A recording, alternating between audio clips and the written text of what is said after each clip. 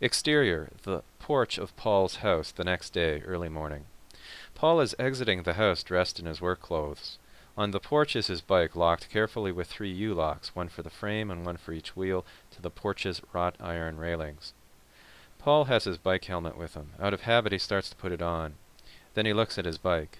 He thinks better of this plan.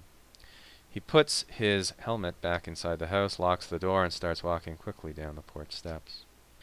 One of the steps is half rotten. It crumbles, almost like wet cardboard, as Paul puts pressure on it. But it doesn't break. Paul regains his footing. He steps onto the sidewalk and heads toward the subway. Interior, the language school, 40 minutes later. Paul is in his classroom doing some paperwork on the student roster when Jennifer, the head teacher, pokes her head in. Jennifer, Paul? Paul, Phone call. Oh, thanks. Did the person say who they were? Your dad. Oh, great. Okay, I'll be there in a sec. Jennifer, bye. She leaves.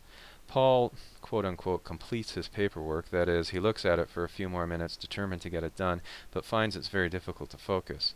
Finally, he just gives up and slams his pen down and leaves his classroom.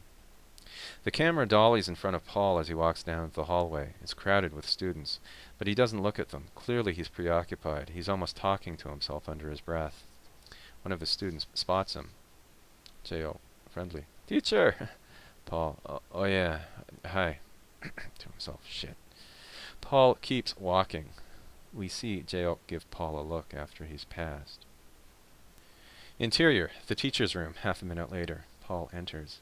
Paul to Jennifer. Where is it? Jennifer, what? The phone. Oh, right here.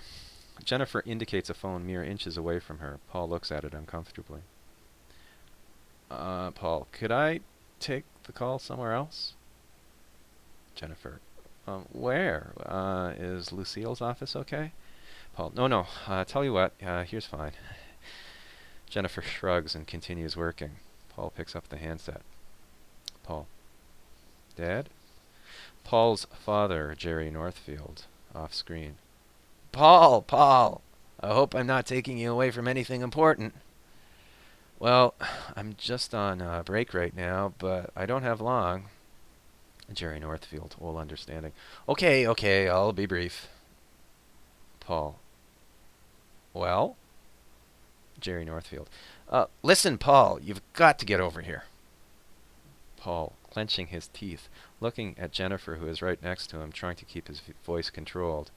I told you, I'm working. Jerry Northfield, laughing. Not now, I mean, after you get off. What time do you finish? 2? Dad, this is a full-time job, not until 5. Oh, that's a long time. But you can get here right after that, right? You can come here? I don't have my bike today. Well, to be honest, it's easier to get from here to your place by bike. Taking the TTC is a pain in the neck. How about we meet tomorrow? Tomorrow? But this is important. Well, okay, if it's so important, what is it? Jerry Northfield, dramatically. I can't say. Paul, despite himself. He catches himself and looks once more at Jennifer, who's happily typing on a word processing program. Look, Dad, if you don't want to say, then I don't want to... Jerry Northfield. Don't want to what? Never mind. I'll do my best, okay, Dad? I'm not making any promises. I'm under a lot of pressure here. We'll see how it's going when I get off work.